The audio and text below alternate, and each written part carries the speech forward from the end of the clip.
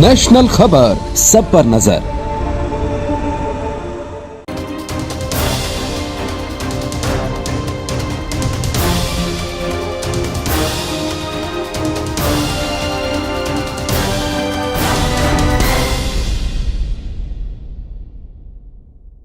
नमस्कार, नेशनल खबर का खास हेल्थ प्रोग्राम देख रहे हैं आप और आपके साथ मैं हूं भारती बघेल। आज हम बात करेंगे हेयर लॉस पर। उम्र के साथ बाल झड़ते हैं, ये तो नॉर्मल है, लेकिन उम्र से पहले ही बाल झड़ना स्टार्ट हो जाए तो वाकई में सोचने का विषय है। तो इस पर जो हमारे आज की खास अतिथि है, क्योंकि वो नेशनल खबर पर नई है, इसलिए सबसे पहले मैं उनसे गुजारिश करूंगी कि वो अपना इंटरव्यू हमारे दर्शकों को दे, ताकि हमारे दर्शकों को उनके बारे में पता चले। तो सबसे पहले तो मैम अपना इंट्रोडक्शन दीजिए। नमस्कार, मेरा नाम डॉक्टर चंचल चौधरी है और अभी मैं ला फेमिक्स डर्मा स्किन क्लिनिक नोएडा में काम कर रही हूँ। मैंने पोस्ट ग्रेजुएशन पुणे से किया है और उसके बाद मैंने एस्थेटिक लाइक फिलर, लेज़र और हेयर फॉल ट्रीटमेंट इसके लिए फेलोशिप ट्रेनिंग करी है। उसके बाद मैंने दिल्ली में कई प्राइवेट क्लिनिक पे भी काफ़ी काम किया है, जैसे कि मैक्स हॉस्पिटल पंचशील पे। और अभी इतने एक्सपीरियंस के बाद मैं ला फेमिक्स स्किन नोएडा में वर्क करती हूँ। बिल्कुल, बहुत बहुत स्वागत है पहले तो आपका हमारे नेशनल खबर पर। धन्यवाद। और इसी के साथ मेरा पहला सवाल आपसे ये है कि हेयर फॉल क्या होता है, हेयर लॉस क्या होता है, सबको पता है, लेकिन क्यों होता है, क्या रीज़न है इसके? देखिए, हेयर फॉल होना, यस, आपने जैसे बताया कि एज के साथ स्वाभाविक है, लेकिन आजकल हेयर फॉल एज से पहले देखा जाता है। इवन मैं तो कहती हूँ, मैंने बच्चों में भी हेयर फॉल देखा है। और हेयर फॉल के कारण सिर्फ यही नहीं है कि हम खाना कैसे खाते हैं, हेयर फॉल इसलिए भी हो सकता है कि कुछ जेनेटिक प्रॉब्लम है। सो बच्चों में, अगर मैं स्टार्ट करती हूँ बच्चों से, अगर हम बच्चों में हेयर फॉल देखते हैं या हम देखते हैं कि हेयर के कुछ पैचेस उनमें बने हुए हैं, उसका कारण हम पता करते हैं कि कोई जेनेटिक कॉज तो नहीं है या फिर वो किसी दवाई पे तो नहीं है, वो हमको उसमें देखना होता है। दूसरा, बच्चे खाने पीने में भी बहुत फंसी होते हैं, उसके लिए हमें उनको गाइड करना पड़ता है कि अपने बच्चों को क्या खाना खिलाना चाहिए। उसके बाद आते हैं एडोलसेंट। जब एडोलसेंट आता है, बहुत सारे हार्मोनल चेंजेस होते हैं और अगर ये कुछ एबनॉर्मल हार्मोनल चेंजेस होते हैं तो उसके कारण भी हेयर फॉल देखा जाता है। और ये आजकल बहुत कॉमन है, जिसको हम मेल पैटर्न हेयर फॉल भी बोलते हैं या female pattern hair fall. So hormonal is the basic cause.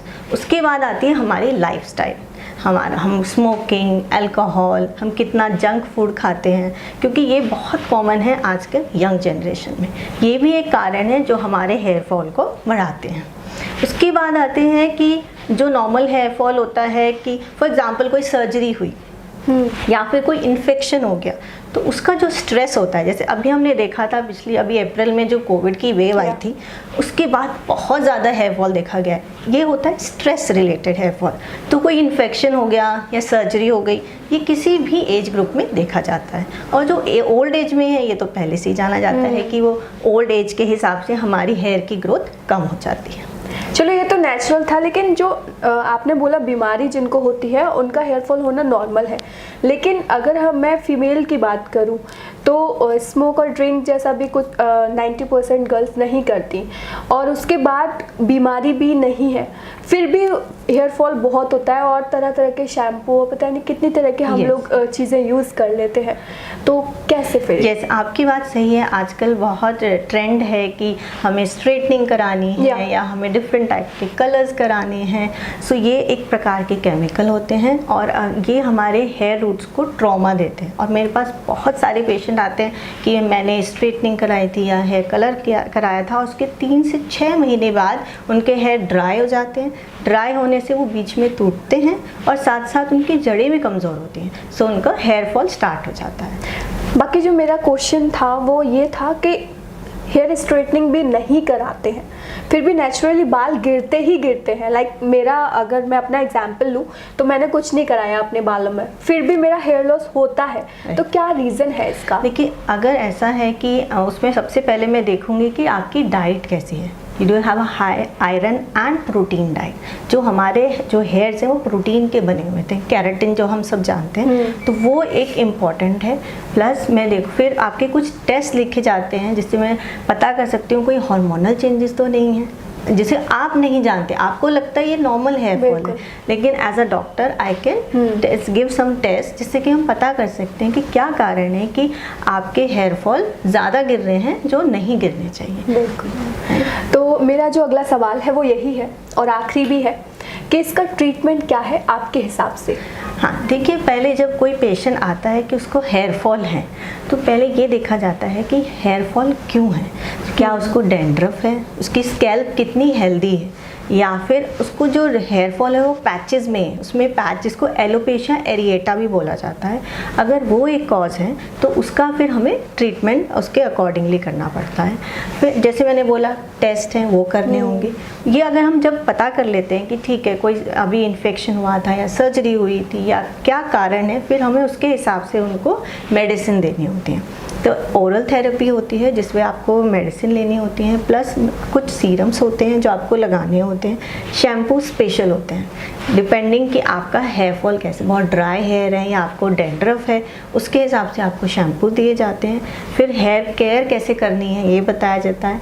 हम लोगों को लगता है कि हम बहुत सारा ऑयल लगाएंगे और हमारे हेयर ग्रो करने लगेंगे, ऐसा नहीं होता है। इनफैक्ट अगर आपकी स्कैल्प ऑयली है तो आप अपने हेयर को और डैमेज कर रहे हैं ज़्यादा ऑयल लगा के।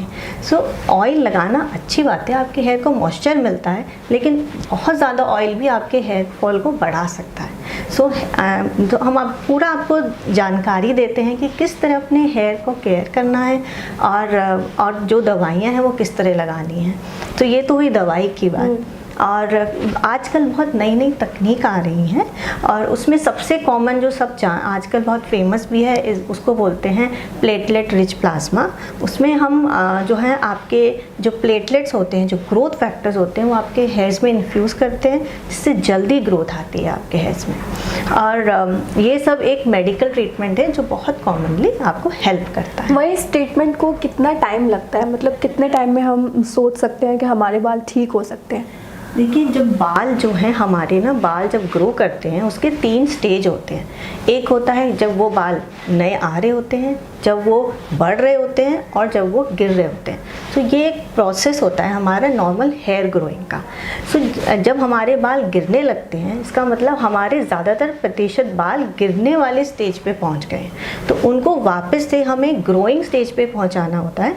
उसके लिए ये सारी प्रक्रिया 3 से 6 महीने ले लेती है। तो 3 महीने हम ज़रूर पेशेंट को बोलते हैं कि आपको ये दवाइयाँ लगानी हैं और 3 से 6 महीने में आपके बाल बिल्कुल स्वस्थ हो जाते हैं। अच्छा, ये तो ठीक है, ट्रीटमेंट भी हमें पता चल गया, लेकिन एक सवाल और है मेरे जहन में कि क्या इससे ये आम आदमी के बजट में है? क्योंकि प्रॉब्लम तो कॉमन है। बिल्कुल। सो आपका बजट कैसा है? सबसे पहले अगर आपको लगता है कि जो मैं आपको ट्रीटमेंट देना चाहती हूँ वो अभी आप नहीं लेना चाहते तो आप दवाई से भी स्टार्ट कर सकते हैं। लेकिन क्या फ़र्क है एक दवाई और एक ट्रीटमेंट कराने में? अगर आप ट्रीटमेंट कराते हैं तो आपको रिज़ल्ट थोड़ा फास्ट और मोर हेल्दी हेयर्स जो आप चाहते हैं वो आपको जल्दी मिलता है एज़ कम्पेयर टू जो आप टैबलेट लेते हैं या मेडिसिन लेते हैं। कभी कभी टैबलेट और मेडिसिन अलोन इतना काम नहीं कर पाते जितना कि हम ट्रीटमेंट साथ में देंगे तो बेहतर आपको आराम मिलता है। बिल्कुल।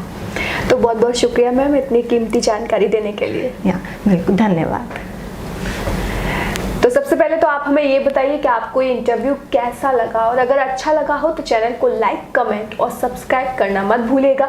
इसके अलावा हमें पूरी उम्मीद है कि आपको हेयर लॉस से रिलेटेड सभी सवालों के जवाब मिल गए होंगे।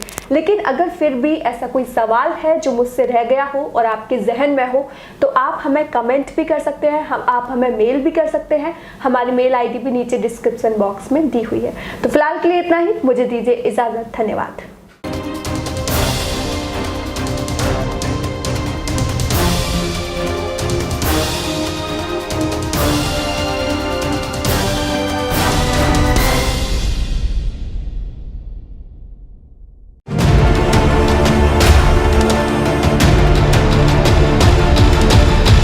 नेशनल खबर, सब पर नजर।